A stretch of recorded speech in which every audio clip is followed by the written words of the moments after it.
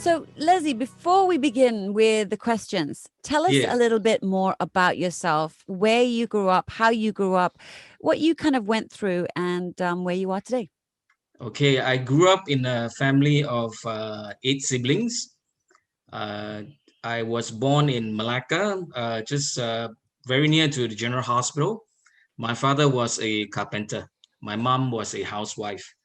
So we we sort of grew up in a squatters, and so my mom and dad, my mom don't work. She have to stay home to look after us. Yes, So 8 of you. yeah, 8 of us. But unfortunately, my younger sister was given away. So to left 7 of us. When my sister was born, I think she was about a month old, and she was adopted by Right. someone. And so growing up in a kampong was pretty challenging. But I like it very much in a kampong life.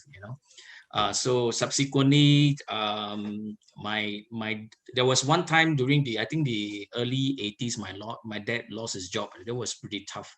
So that's when most of us would have to opt for to drop out of school. So I was drop out of school when I was Form 2. So I start to work, and I have to travel to Singapore, and I do all sorts of jobs, from the working as a mechanics, and working in hawker centers, kopitiam, whatever job I can get my Mm-mm. hands on, because my mom, in a way, wouldn't allow us to be like idling around at home. Right. So I have to work in a very young age. Yeah. So that's just roughly my background. Both my Right. parents are still around. My dad is in his late, I think he's approaching 80s right now. My mom is in her 70s. Yeah. And so, can you sort of jump a little bit forward then and tell us sort of, what you went through as part of sort of your growing up Yeah. journey Yeah. on a sort of spiritual and secular sense that Mm, sort of kind of brought you to be the kind of person that we would be mm, interviewing today? Just a little mm. bit about that journey. Um, what happened was, when I was 19, I became kind of a suicidal. I was like giving up hope in certain sense, because I was like not educated. I couldn't have a regular job, and I kind of feel, I have this sense of low self-esteem about myself, and so I'm kind of feeling like giving up in my life. So I got a chance to go to church, and my son invited me to church, and that's where the whole story turned around. I start to learn English. I learned to how to carry myself, how to work with others, and learn from the others. And there were a lot of people who actually cared for me over the years. I was growing up in church, and subsequently, I um, I went to the Bible school. I became a pastor for about 25 years. Yeah. So, Wow, so you're a so that pastor for was, yeah, 25 years. yes, I was. So, so in that 25 years, I have grown so much, and I have traveled a fair bit. I traveled to uh, some of the unthinkable places that I never dreamt of. Went to Sabah, Sarawak, into the interior, into the longhouses. Mhm. So that's where I have the connection with this man, Muhammad. Mhm. Some extent, and I'll explain to you why. And I have also worked with the NGOs, and there were a couple of occasions that I work as a activist. I conduct voters education, and during the general election, I was very much, pretty much active in that. So until the last 3 years, then we were toiling the idea of whether should we move to Australia. We were just thinking about that, to move to Australia, because there was a job opportunity for me to be a pastor. Mhm. But it was so difficult because the requirement is so stringent. And so at the end, we explore, and I have to accept the fact that as much as work-wise I'm qualified, experience-wise, I'm qualified, but I don't have papers. Okay, so I was a school dropout. I don't even have Form 5 to begin with. I don't have SPM cert or whatnot. I just have a school leaver cert, and that's all I have. Right. And yeah, and I graduated from the Bible school, and that certificate is not recognized in a sense. Yeah, but I have worked with the poor, the downtrodden, the needy. I work with the addicts. I mean, you name it, you know, over the years. So it is something that's natural for me. I guess it's not difficult for me to talk to somebody, even a stranger. Well, I'm very glad to have met a soul like you, Les. So if you don't mind, I'm going to start asking you some questions about why you're Sure. here today as well. Yeah, Okay. yeah. So your story's gone viral of how you've helped a homeless man down and Yeah. out on his luck get Yeah. a job at your petrol station. Can you Yeah. tell us about that day when he came in for a job? Actually, there were lots of people came to our station ask for a job. It's not just only the only one. The MCO one and subsequently the MCO follows. We were having people knocking on the window, the cashier window, walking straight into the office and say, I want to work here, you know, and some were just begging for a job. It was so difficult to turn people away. But this man, he came one of the morning where I just arrived at work, and we were just thinking of wanting to hire another additional person to assist in the car wash that we already have for many years. But because the volume of vehicles that coming into the station has tremendously reduced, so we have to think about the cost and so on. So we thought, but we felt so bad that we left this one guy who is managing a car wash by himself, you know, and the other guy who actually used to work for us have left many months ago. So I said that I think we need to get another person to assist him, though it's going to cost us something, because sometimes the much that we collected is not enough to cover the cost, right? So I walk in the morning on my motorbike, and the car wash guy says, "Hey, Mr. Lee, and this guy who asking for a job, would you want to talk to him?" I say, "Okay, great." I was just like wanting, we're gonna get somebody, you know. Of course, there are many people will come and ask for a job. There are people who mostly say they're very selective. I want this kind of job. I want this kind of stuff. I want this kind of position. I said, no, no, no, no, no. We don't have. We don't have. We don't have. But this guy walking in say, you know, I don't mind take this job. I say, oh well, good. Sure, I would love to hire you, but today is Friday. I think the best that you start on a Monday. So that's how the whole conversation started.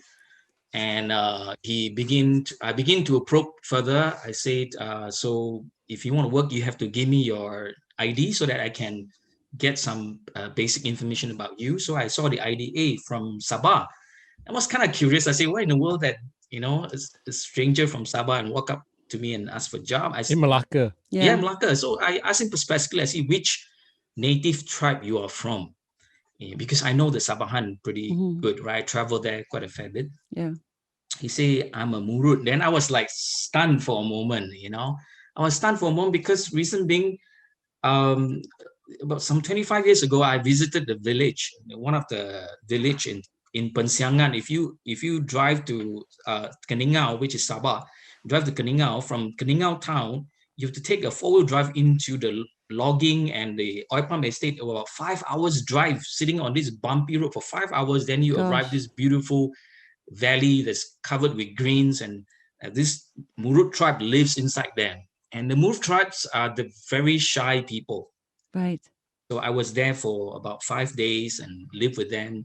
They look after us, they cook for us, they showing us to places, and we were doing some very basic medical aid where that we the stuff that we brought along and so on. So the Murut actually have a long story with me. See, right. So I say, wow, I say you're a Murut. I say, okay, good. I say you got a job there. You know, I'm happy. I would love to hire you. You know, because he wasn't picky also in a way. Yeah. He and I looked at him. I noticed like something is not right, and he carried this little backpack. It doesn't look like an adult backpack. It's the size of the backpack, and I look down and look at his sandal. I think something is wrong because the sandal is way too small for him. Right. See, this guy must have some story to tell. Then I said, okay, you can come back on Monday. That's, I really want to have you to be part of the team. So I just conveniently asked him, I say, where do you live in Malacca, Then he was like reluctantly answering me, saying, I'm going back to the bus station. I was like, okay, you going to the bus station to catch a bus, but where exactly you live? Then he said, I have no place to go. I actually sleep in a bus station. I was like shocked. Wow. I was like, for that moment, I was kind of taken aback. I said, how? I mean, I couldn't believe myself that he have to go back to the bus station and put a night there. So right then there, I say, okay, look, you don't have to go back now. You don't have to go back to the bus station. I said, why don't you start work now? Oh, wait a minute. So you basically had sort of said to him, finding out that he was homeless, instead of asking him to start work on Monday, start him on Friday. Yeah. And then what about his home? I mean, what happened then? Okay, so when I asked him for his ID, he took out his wallet, and while he was taking out his ID, I can see that he only had 1 ringgit left in his wallet. Oh, bless. So I was like, oh, I said, this must be horrible, for this guy, whatever he has gone through. So that's why I make a very quick decision. At least you work today. If I pay you some money, it's a cash, on the spot, I pay you. You have money for food. If you don't have a shelter, at least you have money for food. It won't be that bad, right?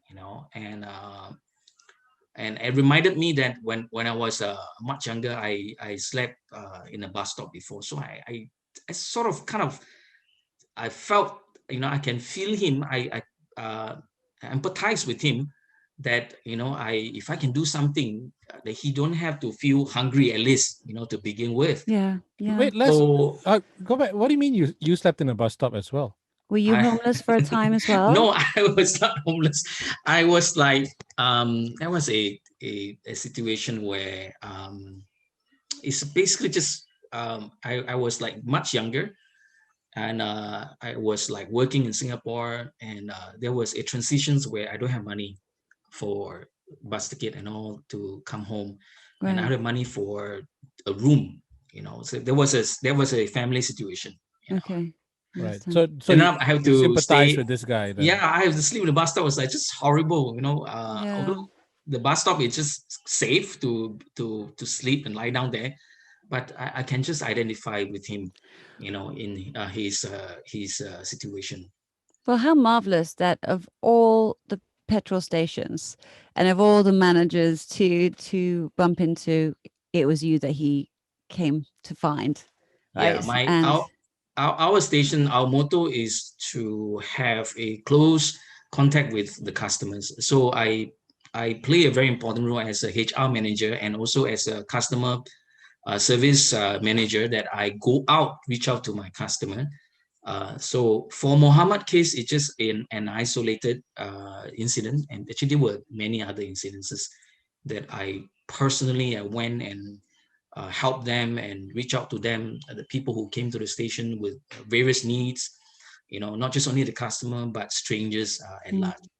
So, okay, so just let's continue with the story, because I'm just gripped. So he comes and you realize the desperate situation he's in, having to sleep and live in a bus station. You want to make sure he's got money in his pocket for food. So you invite him to start work immediately. Yeah. So what then happens at the end of the first work day with him? So the first work day, of course, the common sense tell me that you can give him money for food, but he need a shelter, right? So I quickly sort of figure out how am I going to find a room for him immediately today itself. So I spoke to the other car wash guy, who also not a local. Okay, he has been working for us for many months since last year. So in the place where he lived, there is a vacant room. Apparently, somebody just moved out. So I asked him, is there a room available in your place? He said, yes, there is a vacant room. Somebody just moved out a couple of days ago. So I said, can you give me the landlord number? I call up the landlord. I said, I want this room today. Okay, so I pay for it. So I paid for the rent. I paid for the deposit. I say, look, Muhammad, you can go home with this guy. You go home and you go and stay there first. Then we figure out the rest later. So you got food, you got shelter. So these are the things that, you know, I managed to got hold for him. So he went home.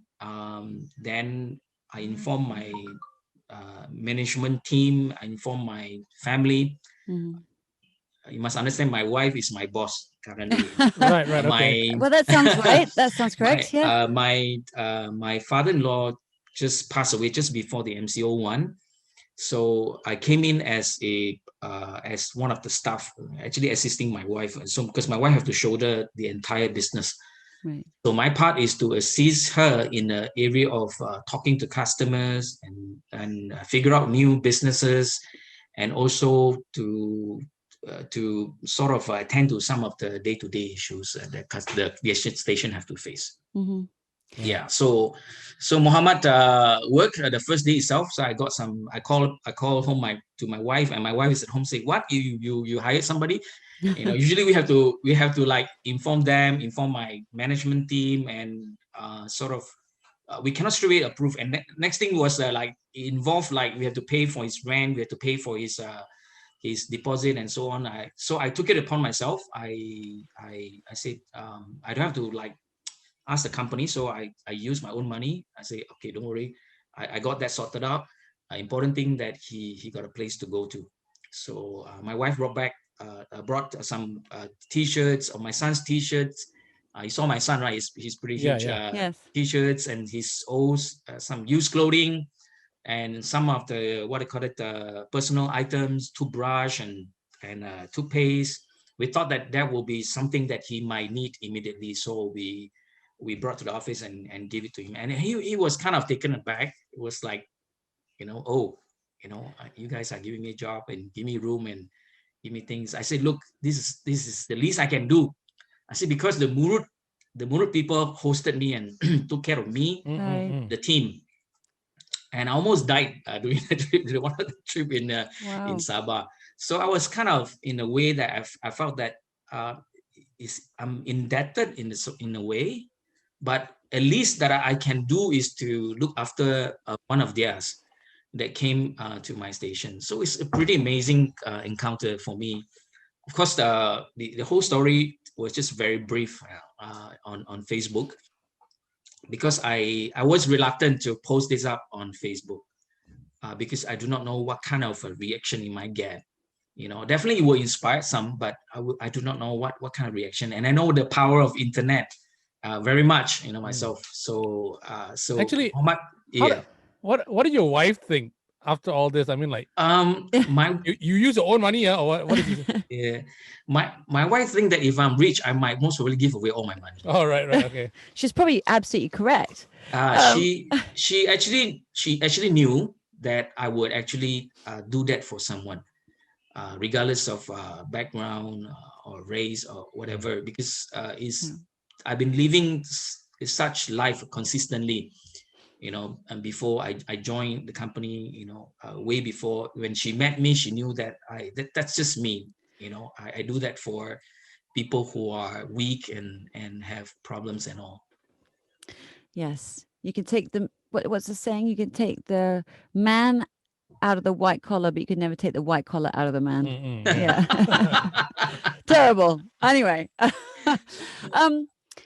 gosh, I felt actually quite choked up. You talking about that, about sort of that, remembering that sort of honor and connection. And like, I for one believe in serendipity and a lot of things. But so what is this gentleman's name? His name is Elester, ELESTR, Elester Muhammad Sofyan. Okay, so Elester started work on that Friday, and he went home to a safe space. Yes. with money for food. I'm sure he was gobsmacked, and he was probably wondering, like, what's going to happen? Are these serial killers or something? Because to have this level of kindness in this day and age is very rare. So how long has he been working for you now? And he has been working for, I think, more than 2 weeks right now. So right after he started work, the second round MCO started, right? So the car wash has to be suspended. So we sort of like struggle, because why? But the moment car wash stop, the staff will go without job. Right. Okay, so the current pump attendant is more than enough people. Reason because there's hardly any vehicle, in a day. So if I would hire people, it will incur costs on the company. The sales are already falling. But of course, in looking at the situation, is that we are not in a dire situation still. We're still able to break even in the end of the day, because there is losses. So I appeal to the management and talk to my boss. So I say, why don't we allow them to go on rotation, since there is 2 guys on car wash bay, so they can go on rotation. Means each week, each person can work at least 3 days, minimum 3 days. Right. So in the 3 days, they have money for food. That's at least they can look after themselves in a way. Yeah. So he was a good worker when he was doing the car wash. He's very hardworking, and he paid attention. I took him around and taught him some of the basic things he need to do, some of the safety rules, some of the SOP. So he's pretty quick to pick up things, and he take initiative in cleaning up the places. And I just tell him, I say, when you come to the station, if you see things are not in place, you just take the liberty and go ahead and clean up, sweep it up, and put things in a place, so, and clean the toilet, and every 1 hour go and just make sure the toilet is clean, and so on. There's a lot of maintenance work need to be done. Yeah, so he's doing good. I really love him to continue to work for me. That's how I look at it.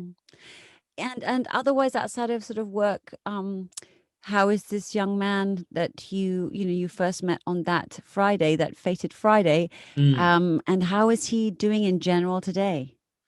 He is a lot happier right now. I would say that there is that he can see from his eyes that he is at peace.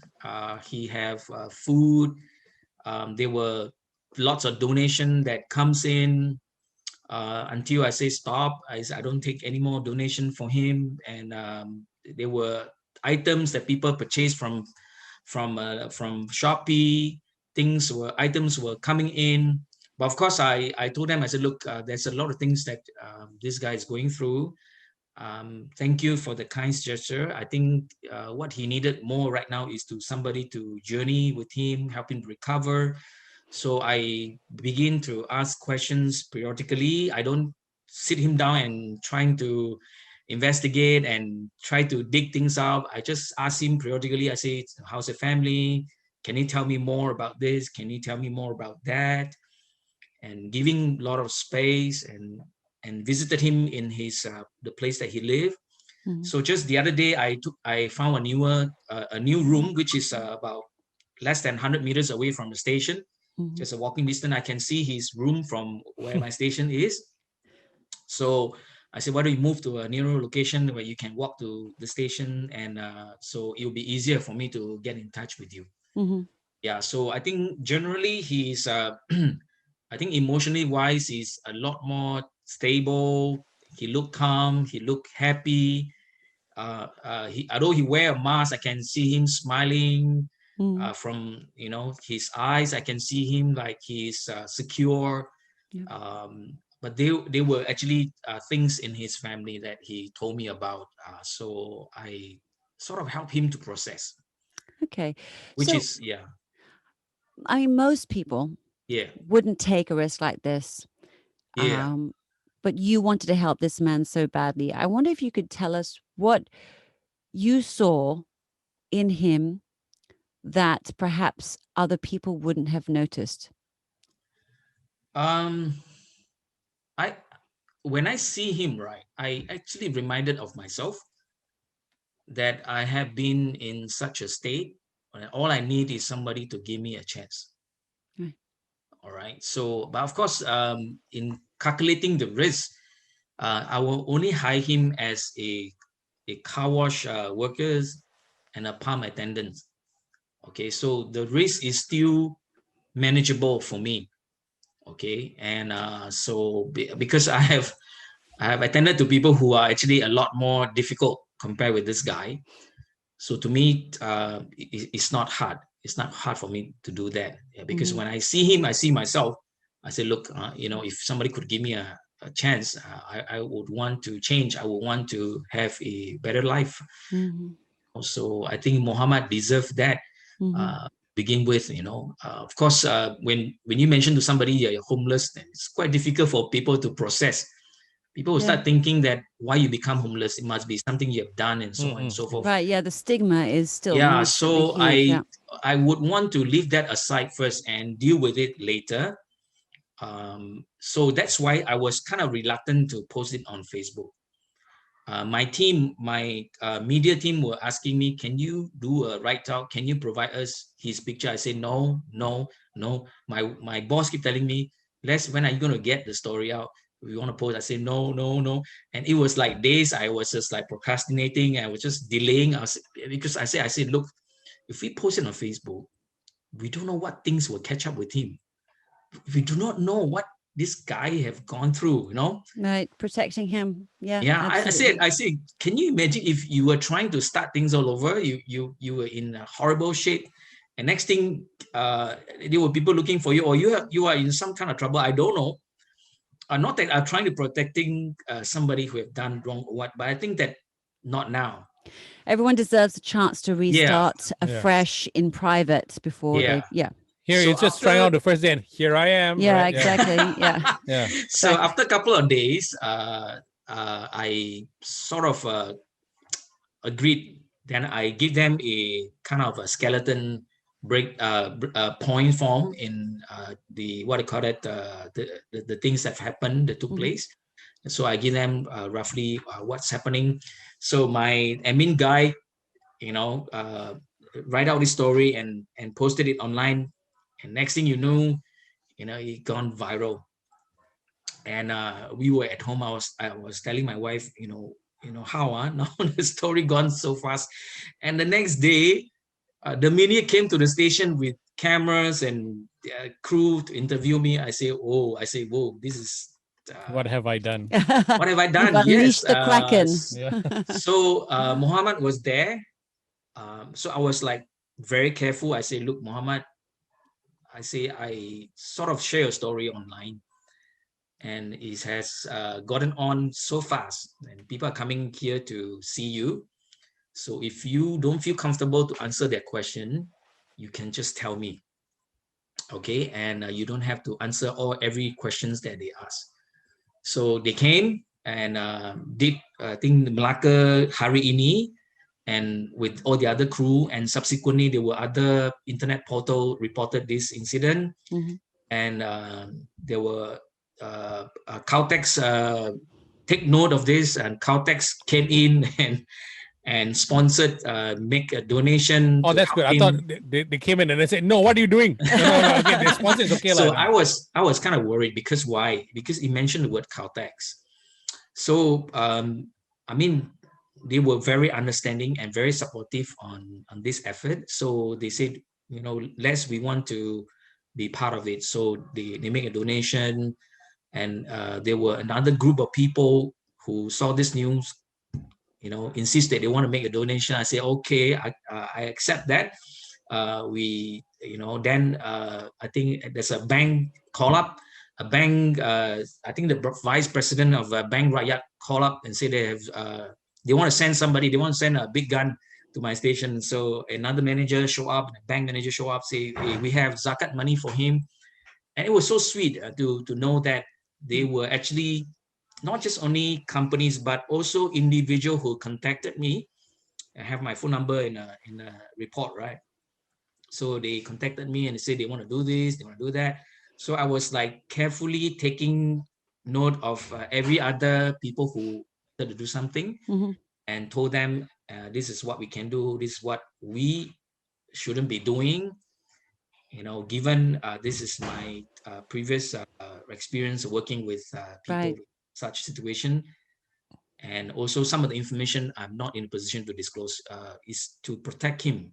I think it's not fair for me to disclose everything that I come to know. Exactly. It's not your story necessarily to tell, right? I only review what is needed, and what is not, I have to deal with on a day-to-day basis. Now he's working with me. So some of his personal needs will be monitored by me personally. Okay. Actually, Les. Yeah. Yes. This is not the first case you've helped before, right? Have you ever been burnt by someone that you've tried to help before? Backfired, he means. Yes. And yet you continue to help, because most people, they like, once bitten, twice shy. I'm not going to do it again, but you continue to do it. Exactly. Yeah. So I guess in this thing, it's like, what is your advice to Malaysians who generally would never take a chance or have been burnt before on helping a stranger? Okay, this is the approach. If you want to help somebody, when you approach the person, when you help the person, you shouldn't expect something, or the person should behave certain way or follow your directives or to change overnight. You know, I help you just because I want to help you, and that's it. Then you won't feel that you've been cheated, you've been scammed. You know, I think that makes sense, actually, when you're doing it for the sake of there was once, like, I was traveling, and many years ago I was traveling to Kuala Lumpur to do my studies in the Bible school. I was robbed by somebody. Oh no. Okay, I was robbed. The person scammed me and took my money, and I was left stranded in the night at Pudu Raya, I can imagine. So I called up a friend. He came and picked me up. The guy who took my stuff, he left me with 5 ringgit. Okay, that was kind of him. What a weird thief. Okay, I can't even take a cab with 5 ringgit. That's true. I need to make my way to PJ. So my friend came and picked me up and put me up in his home for a night. The next day, when I shared this with my lecturer told me, said, Les, thank God you're not the one who do this. You know, you still have something to give to someone. Well, that actually opened up, you know, my mind to say that, you know, when somebody do that to you, it must be in a dire situation. You know, they're so desperate. They want to lie to you. They want to scam you of your resources. But of course, it's always like within the calculated risk kind of bracket. Yeah. So you cannot like forever and ever the person keep coming. Of course, you know, you need to weigh upon yourself that if you want to do that for somebody, don't want to think too much, because it will stop you from moving. But always think a moment. But it could be one kind gesture. It can change somebody's life instantly, right? Or for that instant. So you would know. To me, it's no big deal. You know, somebody have done that for me in the past. They've given me a second chance so many times. So why wouldn't I? When I give to, you know, help somebody out and do something, you know, within my ability, my capacity to do so. Yeah. So I wanted to ask you, you know, you are somebody who has had a very, very, very interesting life, and all of some of your experiences have sort of crafted the kind of man that you are today that still continues to do this work. And you seem like someone who is constantly learning. So I wonder whether or not this experience of helping someone right now during COVID has taught you anything different than what you know already. I think from the Muhammad position, right, it's like in the pandemic situation, you are left with almost zero option. Okay, there were people who were just coming to my stage asking for a job, and they were like asking me unbelievable questions. You know, I want this, I want that, I don't want to do this, I do that. So from a perspective as a person who looking for job, you must hanging on to the job, whatever you've been given. Right? The other day somebody asked me, I want to quit my job. I say, why? because my boss cannot hire me full day and he's only willing to pay me half day. I say, then go with it half day, just work half day. What's wrong? You know, I scolded the person, you know, I say, what's wrong? Just work half days. At least you have some money for food and pay rent.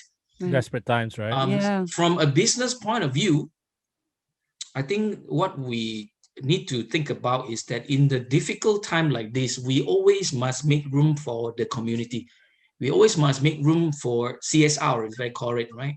To care for people who are not just only within the company, the business that you're handling, but also think about out there who are outside your company, people who are in difficult times, you know. They were actually one particular grapefruit rider came to my station. She's a single mother. She delivers food. And I came to know that she's one of the first Grab female driver in Malacca, rider, you know. And I was like so taken back by her resilience and her courage. And I always went out, when I see her roll into the station, I just like very curious, walk up, says, hey, why you do this? You know, I have to feed my family. My husband is no longer with me. I need to do this and do that. Wow, I say, I'm so impressed by your you know, that your ability to do that, you know, as a woman. I say salute. I say today's petrol is on me. And she rolled in a couple of times, and whenever I see her, I get a chance, I say, look, today petrol, it will be on me, you know, I'll pay for you. And that's what we do. That's what we ought to do as business owners, you know, to think about not just only ourselves, but really, you know, so many people coming to the station asking for a job. There must be something really wrong that's going on out there. People were just knocking a door, walking straight to the office and say, I want a job. Could you please hire me? You know, so as a company, of course, the media asked me, is it right for companies to do this, to retrench, to cut down? I say, look, I'm not in a position to comment because the bigger company, they have a bigger burden to carry, right? Yeah. But as for me, I think we are manageable still. We're still allowed to open. Our business still running. It's just that the sales are falling. We still have something with us. So people came in to put petrol, and there were other homeless who came to the station. We give them bread. You know, they take bread. Just choose whatever you want. Take the bread. You want drink, we give you a drink. At least something lah. You know, so I don't think it is too difficult to do that. If we all can look out for somebody in a small way, from time to time, I will buy food stuff from my neighbor who is an elderly lady, just a different floor. She will call me out and say, Les, would you please buy bananas for me? Would you tap out for me? I said, sure, why not? I say, you don't go out, please don't go out. Let me do the work because I have to go out myself, right? I have to go back to the station. So along the way, I can just pick it up and deliver to her doorstep. How difficult it can be. All right. If we can do that for every other people that we know, since we're going out, make full use of the trip so that we can reduce the rise of the COVID-19, also to spread love, you know, and warmth in times like this. Yeah. I thought when I asked you what have you learned, I thought you're gonna say always ask the wife first. Yeah, of course. We have to. There's certain time you don't have right then and there to ask your wife, but my wife will support my my judgment on such an incident. In fact, she knew that I would know exactly what to do, and I would not put the company at risk or in any sense or in a questionable position. You know, so I have common sense, you know, in a way that I wise enough to make certain decisions right then and there. Yeah.